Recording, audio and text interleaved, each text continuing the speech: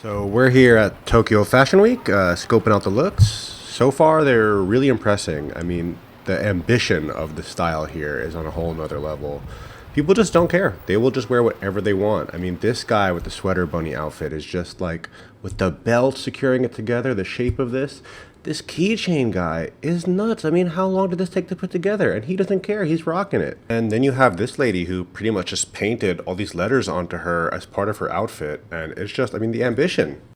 And especially men, I feel like dress way better and more daring here. It's just you would never see guys dressed like that or to this level just to go out and hang out. These kids, they're buying their clothes from vintage places, from anime and cosplay stores. It's really just original and expression of who they are. And that's so cool to see and kind of rare, actually. And if you've ever even thought about going to Japan, you've seen this. That little intersection across the way is the famous Shibuya crossing. Doesn't look quite as imposing from here. But first, welcome to Japan.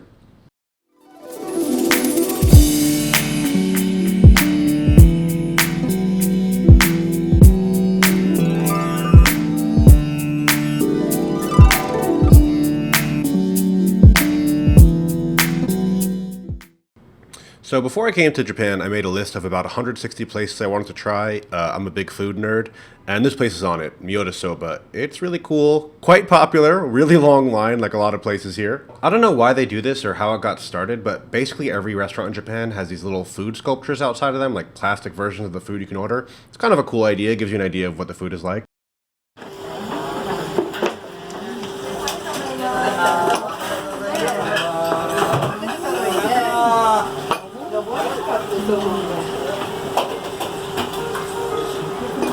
And here we are, the star of the show, the noodles themselves and the tempura. I got noodles with like a duck broth.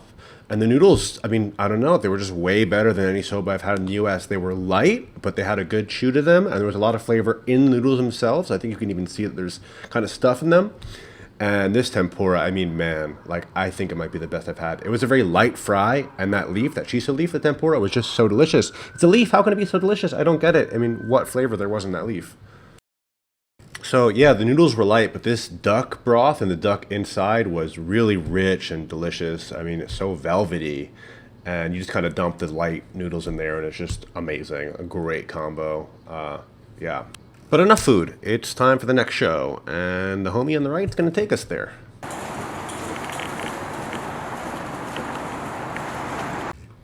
This is a pretty famous fashion college in Tokyo called Bunka, and I was just impressed. It's fucking huge and really elaborate. We're here for a show from a brand called Howdy, I believe.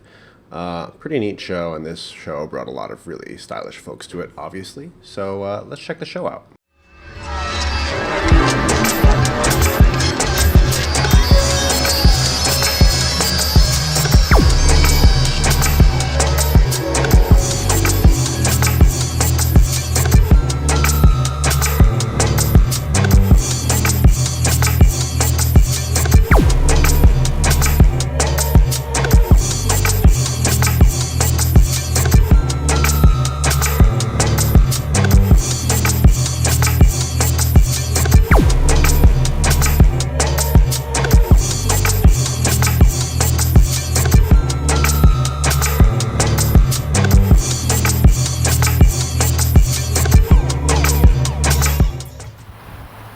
So I leave the show, it's nighttime, hang out for a bit, I take pictures of some of the people leaving the show.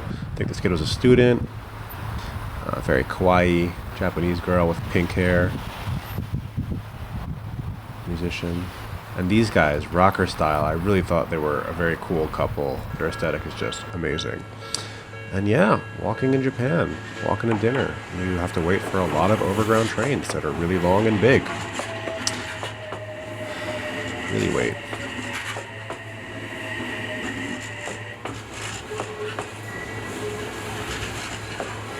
And wait. And just when you think it's over, right.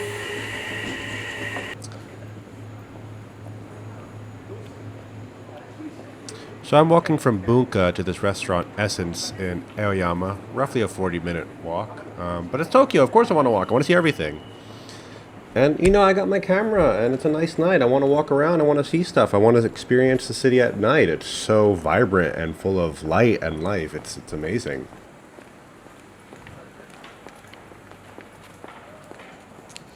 Yeah. Advertising. So this here is the opening course at Essence. That's a fried oyster, Peking duck kind of thing. Some kind of beef. I don't quite remember. This is char siu, which is pork. And this is baby jellyfish, which is pretty wild. And that is pickled sea urchin in there. All pretty exotic stuff, I think. So I personally found it really cool that you have access to high level, like fine dining Chinese in Japan. I live in New York, and even in New York, we don't really have much of that. This is some kind of sliced pear with some meat in it. Very interesting combination of that. Those are little pear shards or something. This was chicken, I think. It was a little bit of chicken in a sauce with asparagus. Nice little plate, you know, nice little portion there. This was shark fin soup, which I didn't understand what it was at the time, but I mean, it was nuts. And it's kind of more of a porridge than a soup, but I mean, it was interesting. This is an oyster mushroom with like a plum, something like that. They really like mushrooms in Asia. And this was just nice, a little bit of bok choy on it. This is meat in kind of like a jelly porridge kind of thing. It was actually really good. The herbs and the meat came together really nicely. This was just a straight up cut of meat with just a tiny bit of sauce. I mean, there's not much to it, but I mean, the herbs and the meat were all amazing and went together super well. Now, this was a new one for me. It doesn't look too complicated, but it's cherry blossom ice cream, sakura ice cream with just like a little light cookie on top. You even see that they put the actual flowers from the cherry blossom on the plate itself. It's just a super floral, nice taste, but a strong floral taste, not like a tea or something. Definitely a new flavor for me, and it was all over at this time. I mean, spring and cherry blossom and flavors like that is almost like summer and barbecue for us. Spring is really like a food season. Anyways, so this is Aoyama. That's the neighborhood. It's kind of like a fancy shopping area, but it's crazy that there's still old Buddhist temples there, at least to me. It seems to kind of contrast old and new. This is the Prada store, which is huge. All the stores here are kind of like a monument to the brand. It's just like every store has their own building. That's like an architectural thing. There's La Perla and Marc Jacobs in the back. I mean, they just build a building that's like, oh, here's our brand. Like, check it out. We're tight as fuck. Now, also in this neighborhood, there is this statue of a raptor in a lab coat looking up from his book to, I guess, speak to or stare at the other raptor skull in his hand. And someone put a scarf on it, I guess, in case he got cold. I don't even think there was a sign next to this. This is just here, like hanging out. And it looks like he's reciting Shakespeare or something, like Raptomio, Raptomio. This is like around the corner from Prada. I can't explain it. I don't know what it is or why it's there. It's just, I mean, fucking look at this raptor man scientist thing, scarf. Hey guys, thanks for watching. First vlog, hopefully first of many. I have a lot more Japan stuff I can't wait to share with you. So if you did like it, thanks. Stick around. Either way, if you did like it, didn't like it, just hit the comments. Tell me why. I'm still learning. I'm very open to criticism. So what you want to see less of, what you want to see more of, it all helps.